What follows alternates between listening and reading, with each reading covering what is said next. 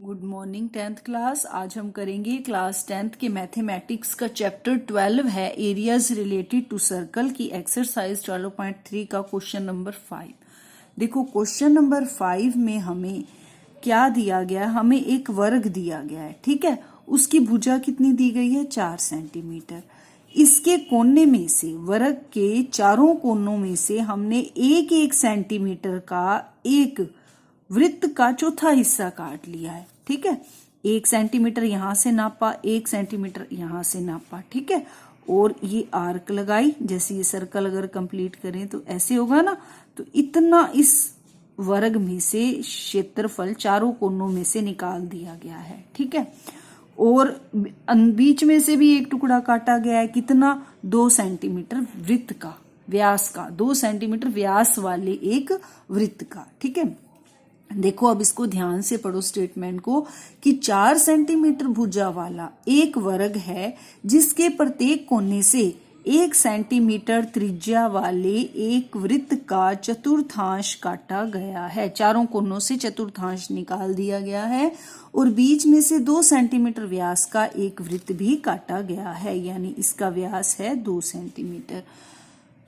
अब ये हमें कह रहे हैं कि इन चारों को और वृत्त को छोड़कर जो शेष भाग रह जाता है, ये जो आपको छायांकित भाग दिखाई दे रहा है, हमने इसका एरिया निकालना है, ठीक है। देखो वर्ग का क्षेत्रफल सब निकाल सकते हैं, बहुत आसान होता है, भुजा गुना भुजा यानी 4 गुना 4, ठीक है।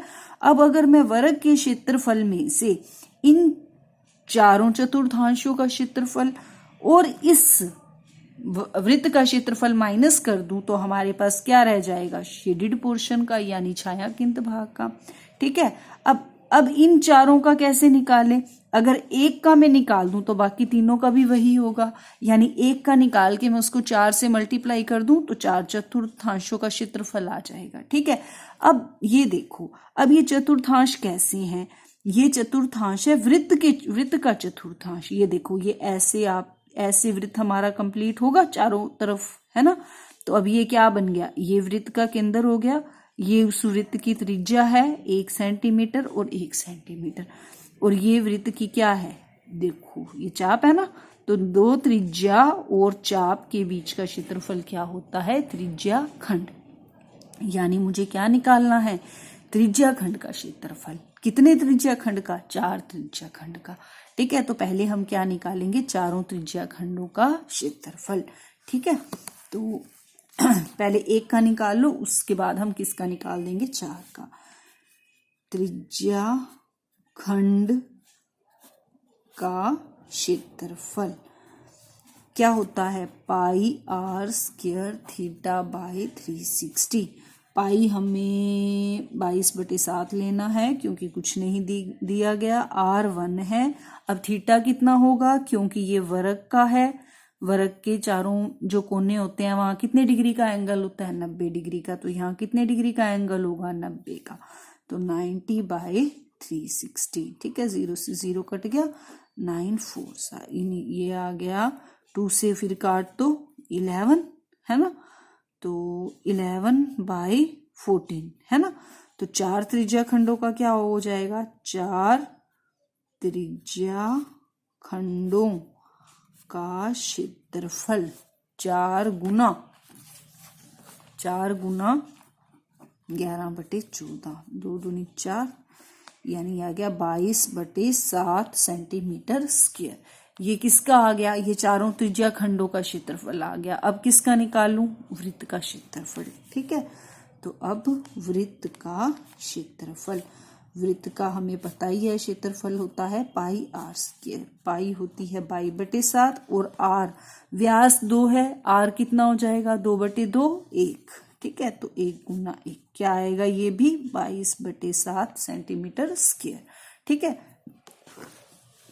अब मैं इन दोनों को ऐड कर दूं, इन दोनों क्षेत्रफलों को, त्रिज्या खंड का और वृत्त का, ठीक है ना। क्योंकि हमने क्या करना है, हमने वर्ग के क्षेत्रफल में से ये 4 और ये इन वर्ग के क्षेत्रफल में से हमने इन चारों का, 4 त्रिज्या खंडों का और इस वृत्त का माइनस करना है, ठीक है ना।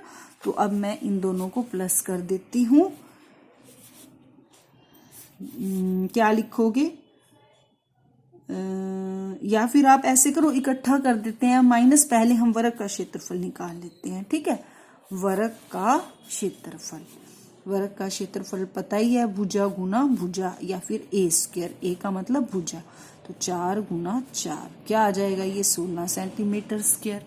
ठीक है, अब हमें छायांकित भाग का क्षेत्रफल क्या हो जाएगा, भाग का क्षेत्रफल 16 माइनस क्या, 4 त्रिज्या खंडों का है ना, और वृत्त का क्षेत्रफल। ठीक है, 4 त्रिज्या खंडों और वृत्त का क्षेत्रफल ऐड करो, 22/7 प्लस 22/7, 22 और 22 44।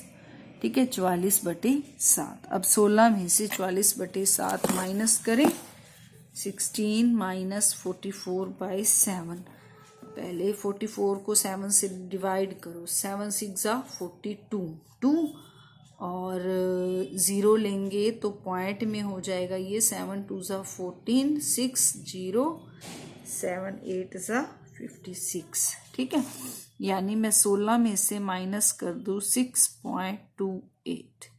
ठीक है, 10 में से 8 गए तो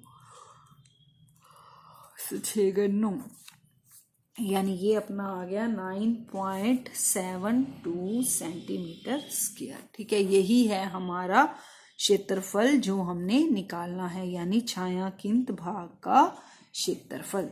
ठीक है, समझ में आ गई। अब ये हो गया हमारा question number 5 complete. Okay, thank you, see you next time.